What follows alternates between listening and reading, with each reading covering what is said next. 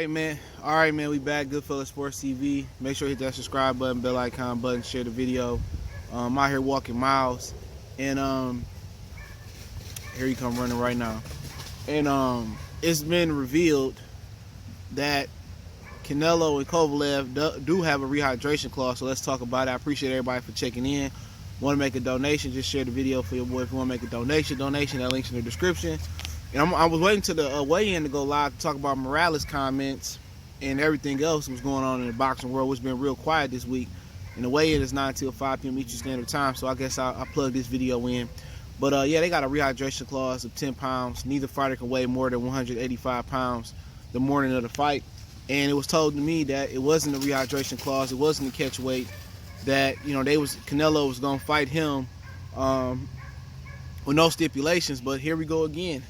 Canelo is using stipulations again, and they kept it on the hush until the Friday before the fight and right before the weigh-in. So, Kovalev can't weigh more than 185 pounds. Neither can Canelo, or there are financial, stipulations in there. If anybody come above 185, now we know Danny Jacobs came above because Eddie Hearn was willing to pay that bread. I think it was a $200,000 or $250,000 per pound over. I believe Danny Jacobs came in comfortably. Eddie Hearn fronted that sack. He fronted the bag, and he could do whatever the fuck he wanted to do. So, it didn't help Danny Jacobs. You know what I'm saying? He still got his ass whooped. But at the same time, man, it's the same story, man. Canelo, and I'm going to touch on what Morales said, but I'm going to just get a snippet. He said that he just keep fighting older fighters. And it's true. And now he fighting older fighters that struggle to make weight, and now he putting a rehydration clause on them. Now, y'all know how I do. I linked the article link from Dan Rayfield in the description about the rehydration clause. But, this is why nobody really, respect him. Now, some Mexican fans that just say, we hate on Canelo. And I'm not just talking about just black people or white people or people from the UK, Australian, Canadian people, but just even other Mexican people that don't like Canelo. And I know a few of them. You know what I'm saying? And this is why, man, he keep putting stipulations on everything he do. I can't give him 100% credit. It's already talk about the fight is fixed. And now Kovalev, who just fought 9-10 weeks ago, and I'm going to talk about that in a second too, who fought 9-10 weeks ago, and I'll talk about it live. So if you missed this video, or you want to catch on the live version, I'll be going live right after the weigh-in. But, people that talk about, Kovalev only have a 9-10 week turnaround, I think that's going to help him stay in shape. He don't have to spar that much because he already sharp.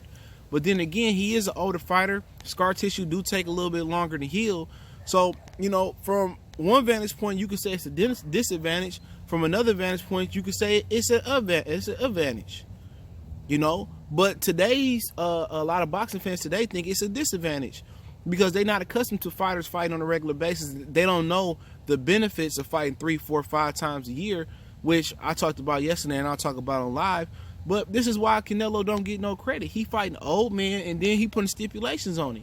You jumping up to 180 or 175, knowing that Kovalev is fighting the case, knowing that Kovalev, need money, knowing that Kovalev not gonna get money regardless. It's a reason why, Canelo fought Kovalev. People just tend to forget with Kovalev because he don't hide. When Kovalev get knocked out, Kovalev don't go back to Russia with his Russia vodka alcohol bottle. Kovalev come right back and fight the next best opponent, or fight an opponent. He can't be gone for too long because he ain't making money like that. So with Kovalev, you got a situation where he lost the war the first time, I don't care what you say. Then you have another situation where he got knocked out by Ward. I don't care what y'all guys say. Then you got another situation where he comes back, get his title, who was it versus Shabransky, I think it was. And you got another situation where he comes back and he fights another guy, I forget the dude's name, on HBO. And then he comes back, get knocked out by Alvarez on HBO. Then he comes back and he fights Alvarez and he rematches Alvarez. People forget Kovalev, and then he fights Anthony Yard, and Anthony Yard's give him the business, a little bit, and push him around and punish him a little bit. So at the end of the day, he been through a lot of wars, a lot of scar tissue, and he's in a position of weakness. Had this been a guy that been financially secure, let's just say hypothetically, it's a guy like Anthony Joshua, right? A guy that making all the money in the world, You think Canelo can punk, let's say a light heavyweight Anthony Joshua, right? And Canelo wanted to jump up. You think Anthony Joshua would let Canelo put stipulations on him? No. Anthony Joshua would not let Canelo put stipulations on him because he already get money. It wouldn't be no rehydration clause. So he wouldn't fight Anthony Joshua because, one, Joshua already get money. Two, he can't punk Joshua into a rehydration clause or any light heavyweight, and they don't have that clout. You know, he picked the oldest of them. Goldsvick like 32, Beterbiev 34, Bivol like 29. But the difference is with those guys, they ain't been prolonged, so they ain't took the ass whoopings that Kovalev took. You know, Goldsvick took a little bit of a whooping last time out, but it's not a way to beat Beterbiev. It's not a way to beat Bivol right now. They haven't been beaten before on the professional level, and they haven't been knocked out. But once again, with Canelo, though, I can't, like, this is why we can't respect him. And people say, well, you know, Floyd Mayweather actually, he waited his turn, though. You know, Floyd Mayweather waited his turn because Morales and Barrera and them wasn't trying to fight him. He had to get his out the mud. Everything Canelo got has been gifted to him, and people know that. He's a rich, spoiled kid. He's inherited because he was popular and he fought on Mexican TV. You know what I'm saying? He's inherited, you know, the next great Mexican star, and plus Oscar co-signed him, and they loved Oscar at one point in time, and most people still do love Oscar De La Hoya. But this rehydration clause, man, and I knew it was fishy to me. I was waiting for this to come out, or I figured it to come out after the fight, a week after the fight, an hour after the fight, that it was a rehydration clause, and once again, Canelo does it again, and people act like people hating on Canelo, but it's fair criticism. It's not criticism that Morales, Marquez, Nacho Beristain giving him. Even his own, you know, countryman is giving him a criticism. Only one that really don't criticize him like that I haven't heard, and maybe it has, is Chavez Sr. You know, even with Chavez, you telling me that you couldn't win up to 68 and fought Chavez Jr. You had to put a stipulation on Chavez to fight you at 164 and a half. Are you serious? And then you can make a case, even when he fought Floyd Mayweather. What was Floyd Mayweather? 36, 37? 35 years. He fought, every fighter that he fought has been old. Shane Mosley, Miguel Cotto. You know what I'm saying? And they said he came in at 190 pounds versus Miguel Cotto. He didn't want to accommodate Amir Khan. He made Amir Khan come up to 155. You know, at that point, you know, it's about how you're going to be remembered, and Canelo going to be remembered as the biggest opportunist. And people can go back and talk about Floyd, but Floyd got it out the mud. Floyd wasn't born with a silver spoon in his mouth. Floyd had to fight his way up, jump up, and fight the best. And Canelo fighting grandpas and putting stipulations on it. This is why they don't respect him. This is why he not pound for pound. You can't be pound for pound and incorporating rules and putting rules in the book and taking rules out. Remember verse Triple G. They talking about it was a unification bout because he bought the ring belt, which is not a real belt, especially since Golden Boy took over it, and said it's a unification bout.